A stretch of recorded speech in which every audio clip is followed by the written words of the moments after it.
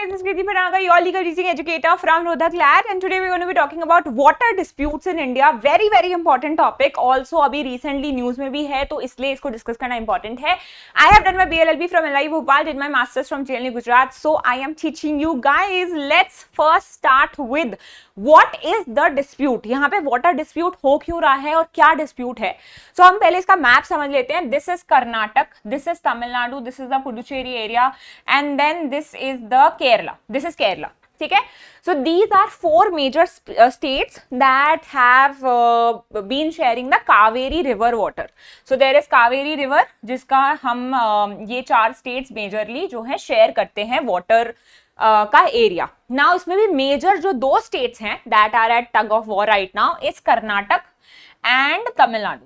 ठीक है. So Karnataka and Tamil Nadu are the two states जो इन वाटर बॉडी का वाटर शेयर करते हैं and they are at tug of war. अब ऐसा क्यों? देखो, वाटर बहुत इंपॉर्टेंट सोर्स होता है, रिसोर्स होता है ना. मतलब farmers require it, people require it, और मतलब river water is very important obviously because it is less in quantity and everybody wishes for more. So all the states जो भी शेयर करती हैं रिवर को, वो लड़ती हैं कि भाई इसका ये एरिया हमारा है, इसका इतना एरिया हमारा है, ज्यादा वाटर हमारी स्टेट में आना चाहिए ऑब्वियसली.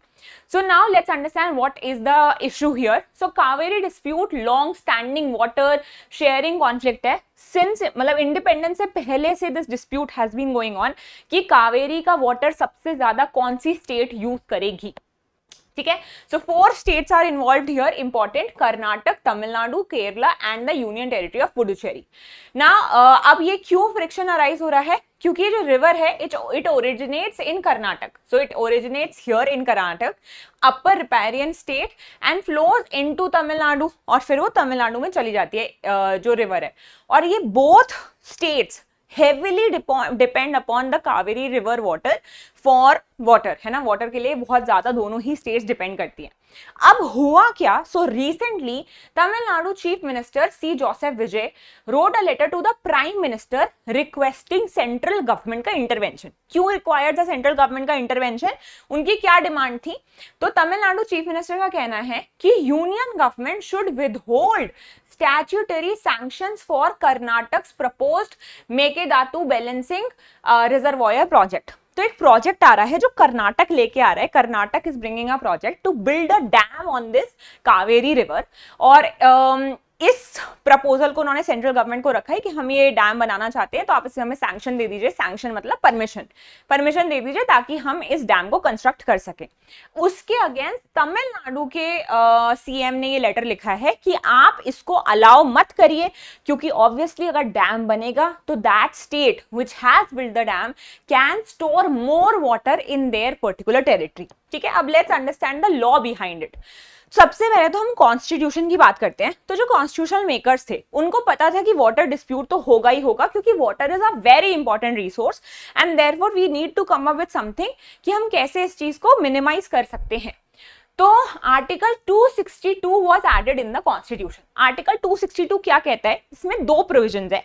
सबसे पहला तो ये कहता है वो कि parliament can pass a law creating a dedicated court called a water tribunal to solve river disputes instead of using standard court. देखो, कोर्ट्स में तो ऑलरेडी इतने ज्यादा केसेस पेंडिंग है कि मतलब खत्म ही नहीं हो पा रहे हैं.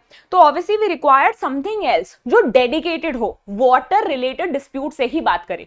तो आर्टिकल 262 में ये लिखा हुआ था कि पार्लियामेंट के पास पावर है कि वो लॉ क्रिएट कर सकते हैं जिससे कि वो स्पेशल कोर्ट्स बना सकते हैं या कोर्ट्स जैसी अथॉरिटीज बना सकती हैं जो स्टेट के बीच में वाटर डिस्प्यूट से ही डील करेगी, किसी और चीज से डील नहीं करेगी. सेकेंडली, जो सबसे इंपॉर्टेंट इसका प्रोविजन है वो है आर्टिकल 262 क्लॉज 2, जो ये कहता है कि इस एक्ट के थ्रू जो वाटर डिस्प्यूट के लिए बनेगा, उस एक्ट के थ्रू हम कोर्ट, जो नॉर्मल कोर्ट है, इवन द सुप्रीम कोर्ट, उनका जूरिसडिक्शन भी एंड कर सकते हैं to listen to water dispute. कि जो सुप्रीम कोर्ट है वो तक वाटर डिस्प्यूट्स को नहीं सुन सकता. ये पावर हम देते हैं कि parliament by law water dispute के लिए अलग से कोर्ट ट्रिब्यूनल बना सकती है और सिर्फ वही सुनेंगे ये dispute. Supreme court, high court ये लोग नहीं सुनेंगे. ये पावर भी हम देते हैं. ठीक है, अब ऐसा क्यों किया भाई, सुप्रीम कोर्ट ने क्या गलत किया, अपील तो अलाउड होनी चाहिए। तो वाटर प्राइवेट प्रॉपर्टी नहीं है, पब्लिक रिसोर्स है, इसमें सिर्फ एक जज डिसाइड नहीं कर सकते, क्योंकि वी ऑल्सो रिक्वायर इंजीनियर्स की knowledge, metrologist, farming experts and not just standard legal litigation. तो सबसे ज्यादा जरूरी है कि जस्टिस हो वाटर रिलेटेड इश्यूज को लेके। तो इसलिए ये लॉ बनाया गया कि पार्लियामेंट के पास पावर है कि वो नॉर्मल कोर्ट्स का ज्यूरिसडिक्शन एंड कर सकते हैं, कि सुप्रीम कोर्ट, हाई कोर्ट इसे नहीं सुनेंगे, सिर्फ ट्रिब्यूनल सुनेंगे। ठीक है, before moving forward guys, if any of is preparing for CLAT examination, we have come up with this new course called as Sampoorna. In this course you will get live classes to complete the whole syllabus. Recording available होगी, किसी दिन शादी में जाना होता है ma'am नहीं कर पाते, कोई दिक्कत की बात नहीं है। Recording of all live classes, 20 mock test, 100 sectional test, 4000 plus practice questions, personalized mentorship with faculties, complete guidance on form filling, current affairs notes, question bank, 24 hours doubt resolution app you will get in this particular batch. It's very reasonably priced and you will get personal mentorship with the mentors. I could also be one of them. So if any of you is preparing for CLAT, I hope to see you in the classes guys. Description box has the link to it. ठीक है ना। अब law कैसे बना, तो कावेरी तो बहुत ही ज्यादा मतलब 1920 से ही डिस्प्यूट चल रहा था। सो इन 1956 पार्लियामेंट ने एक्ट बनाया, inter state water dispute act. फिर 1990 में कावेरी वाटर डिस्प्यूट ट्रिब्यूनल अलग से सेटअप किया गया। एंड 2007 में इतनी लंबी लड़ाई के बाद 2007 में उन्होंने एक बाइंडिंग फॉर्मूला निकाला कि कितना वाटर कौन सी स्टेट को मिलेगा। उन्होंने लगाया the formula of equitable apportionment. Equitable apportionment क्या होता है, it is not equality. Equality क्या होता है कि सेम अमाउंट सबको दे दो irrespective of their background. Equitable कहता है कि बैकग्राउंड देख के आपको अमाउंट देना चाहिए। जैसे मान लो कि दिस इज अ वॉल, ठीक है, इसके बियॉन्ड एक मैच चल रहा है। अब यहाँ पे 3 बच्चे हैं, एक ये बच्चा है, एक ये बच्चा है और एक ये बच्चा है। इक्विटेबल अपॉर्शनमेंट ये कहता है कि जो बच्चा सबसे छोटा है, नहीं देख पा रहा बिल्कुल भी match, he should be given a stool of this height, this guy should be given a stool of this height and this guy should not be given any stool, so that all of them are put at the same place. ये होता है equitable principal. ठीक है, तो इसलिए ये लगाते हुए जो ट्रिब्यूनल था उन्होंने डिसाइड किया कि हम 50-50 सब में डिवाइड नहीं करेंगे, 25% इसको, 25% इस स्टेट को, चारों स्टेट में 25-25 नहीं करेंगे। Looking at population size, farming, drinking needs, historical usage, हम डिवाइड करेंगे कितना पानी रिवर से किस स्टेट को मिलेगा। तो तमिलनाडु को इतना मिला, कर्नाटक को इतना, केरला, पुडुचेरी इतना, और एनवायरमेंटल प्रोटेक्शन के लिए इतना पानी छोड़ दिया गया। ठीक है, so this was decided by the tribunal. अब 2018 में सुप्रीम कोर्ट पिक्चर में आता है। कैसे आ गया, सुप्रीम कोर्ट को तो मना किया है ना कि आप इन डिस्प्यूट्स को नहीं सुन सकते, पर सुप्रीम कोर्ट ने बोला सर हमारा जुरिसडिक्शन हमसे कोई नहीं छीन सकता, पार्लियामेंट भी नहीं, कॉन्स्टिट्यूशन भी नहीं। तो सुप्रीम कोर्ट ने ये बोला कि आर्टिकल 136 जो है, जो स्पेशल लीव पिटीशन की बात करता है, उसमें ये लिखा हुआ है कि भाई जस्टिस करने के लिए हम स्पेशल पिटीशन सुन सकते हैं इवन दो जुरिसडिक्शन ना हो। तो अगर ट्रिब्यूनल के अवार्ड्स अनवर्केबल हैं, गलत हैं, लीगली फ्लॉड हैं, तो हम उनको सुन सकते हैं। तो 2018 में सुप्रीम कोर्ट ने इस डिसीजन को देखा कि सही पानी का डिवीजन हुआ है कि नहीं हुआ है और इसको मॉडिफाई कर दिया। कर्नाटक को ये बोला कि हम 270 से 284 आपका शेयर बढ़ा देते हैं। तमिलनाडु को 419 से 404 पे रिड्यूस कर दिया, ये बोलते हुए कि बैंगलोर स्पेशली में काफी ज्यादा ड्रिंकिंग डिमांड्स हो गई हैं वाटर की, और Tamil Nadu 10 TMC existing ground water से चला सकता है, तो इतना पानी तमिलनाडु को, बैंगलोर मतलब कर्नाटक को दे देना चाहिए। ठीक है, this is what the supreme court said in 2018। Obviously the states were not happy with this, Karnataka wanted more, Tamil Nadu did not want to give anything. ठीक है, तो इसको एनफोर्स करने के लिए 2 रेगुलेटरी बॉडीज भी बनाई गई। First was Kaveri water management authority, तो इनका हेड ऑफिस न्यू दिल्ली में। ये स्टैट्यूटरी बॉडी है, ये देखती है कि सही से सब कुछ हो रहा है कि नहीं हो रहा है। And second is Kaveri water regulation committee, क्योंकि देखो कुछ साल हो सकता है बारिश कम हो, तो उस केस में क्या होगा अगर बारिश कम हो गई, कुछ साल हो सकता है कि फार्मिंग कम हुई हो, लोग दूसरी जगह अपना एम्प्लॉयमेंट कर रहे हो, तो थिंग्स कैन चेंज, है ना। तो ये कावेरी वाटर रेगुलेशन कमेटी क्या करती है, ग्राउंड लेवल पे देखती है कि कितनी बारिश हुई, क्या हुआ, पानी कितना है रिवर में, etcetera.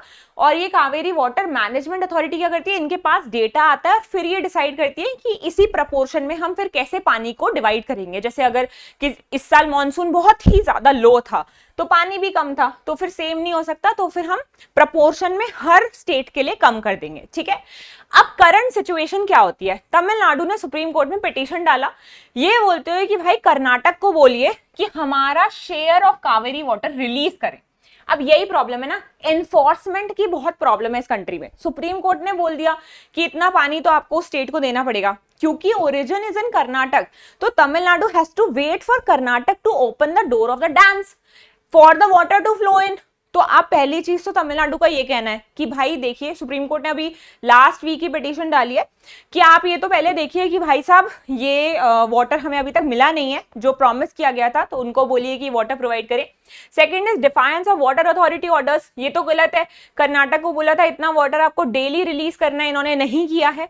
Renewed push for the dam, dam के लिए कर्नाटक का कहना है कि भाई रिजर्वायर बनाना परमानेंट सोल्यूशन है, ये हमें बहुत हेल्प करेगा। तमिलनाडु कह रहा है कि नहीं, डैम नहीं बनाने देंगे, ठीक है। Monsoon shortfall and crop threats, obviously इस बार मॉनसून काफी कम था, तो इसलिए ऑल्सो तमिलनाडु फार्मर्स जो हैं काफी ज्यादा सीवियर रिस्क झेल रहे हैं कि उनके क्रॉप्स डिस्ट्रॉय हो सकते हैं because it did not get enough water, right. So now coming to the dam controversy. तो ये जो डैम बनाना चाह रही है Karnataka state, storage capacity of 48 TMC costing up to 6000 crore, तो इसके लिए वो सेंट्रल गवर्नमेंट से हेल्प मांग रहे हैं। अब तमिलनाडु को कहना है कि नहीं भाई, अगर हमने ये अलाउ कर दिया तो अगेन इनको कंट्रोल मिल जाएगा रिवर फ्लो के ऊपर। और कर्नाटक का कहना है कि बेंगलुरु की नीड बहुत बढ़ रही है, लोग बाहर से आ रहे हैं, पॉपुलेशन एक्सपोनेंशियली ग्रो कर रही है, तो हमें ये रिक्वायर्ड है, किसी और सिटी में ऐसा नहीं हो रहा, किसी और स्टेट की। अब यहाँ पे इंपॉर्टेंट है कि ये जो इन्होंने अवार्ड दिया था, जो डिस्प्यूट ट्रिब्यूनल ने अवार्ड दिया था ना, उसमें क्लॉज 11 में ये लिखा हुआ है कि जो स्टेट्स हैं, अपर रिपेरियन स्टेट्स है ना, जो कर्नाटक स्टेट है, उनको कंसल्ट करना पड़ेगा लोअर रिपेरियन स्टेट्स, तमिलनाडु को एंड रेगुलेटरी बॉडीज को prior to construction major control structures. अब डैम एक कंट्रोल स्ट्रक्चर है, तो कर्नाटक खुद से नहीं बना सकता अकॉर्डिंग टू क्लॉज 11, तो इसको लेके भी चैलेंज किया है तमिलनाडु ने, ठीक है। Now what next, the petition has been filed. Supreme court ने अभी तो रूलिंग नहीं दी है क्योंकि अभी फाइल हुई है, पेंडिंग है petition, and let's see what is to be done. वैसे तो सुप्रीम कोर्ट को तमिलनाडु ने बोला है कि आप एनफोर्स कराइए, जो भी अथॉरिटी के डिसीजंस थे कि इतना पानी मिलना ही चाहिए वो नहीं मिला है, पहले तो उनको बोलिए, कर्नाटक को बोलिए कि वो हमें पानी प्रोवाइड करें। और ये क्यूमुलेटिव शॉर्टफॉल पे भी आप बताइए कि अब क्या हो सकता है, क्योंकि इतना ज़्यादा डेफिसिट हुआ है, रिवर में ही पानी नहीं है, तो how do we deal with this water crisis, and what the Supreme Court has to say about the same. Let's see. That is it for this video, guys. I hope you liked it. अगर कोई भी doubt है please comment below, kindly comment below, and I will personally reply to you. Thank you so much, guys. Hope to see you in the classes. Take care and bye.